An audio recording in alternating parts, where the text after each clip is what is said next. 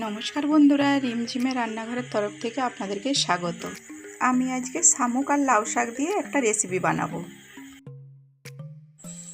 এই শামুকের মধ্যে আমি লবণ আর হলুদ দিয়ে দিচ্ছি, অল্প জল দিয়ে ঢাকা দিয়ে দিচ্ছি।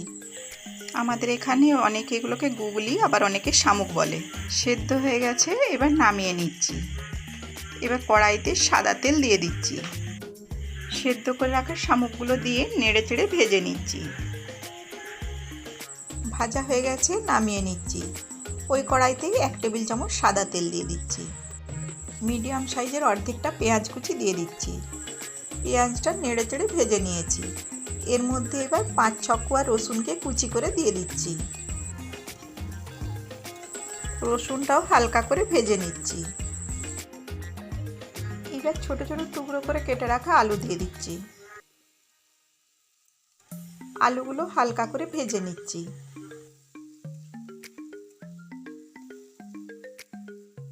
আলুগুলো হালকা ভাজা হয়ে গেছে।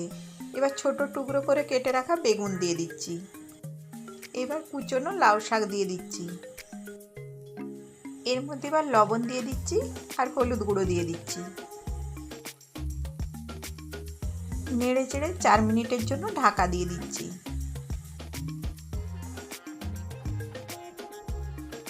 এবার ঢাকাটা খুলে নিচ্ছি।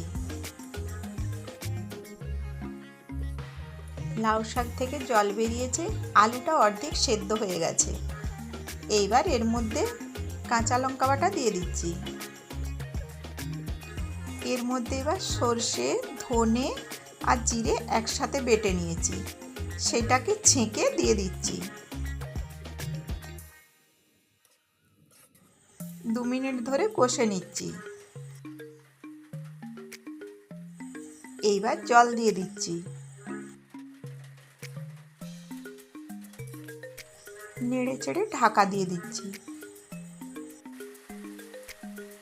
ঢাকাটা খুলে নিচ্ছি। এবার ভেজে রাখা শামুকগুলো দিয়ে দিচ্ছি।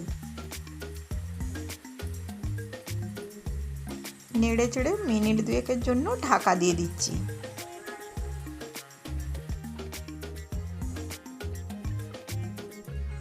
এবার হয়ে গেছে, নামিয়ে নিচ্ছি। রেডি হয়ে গেছে শামুক দিয়ে লাউ শাক।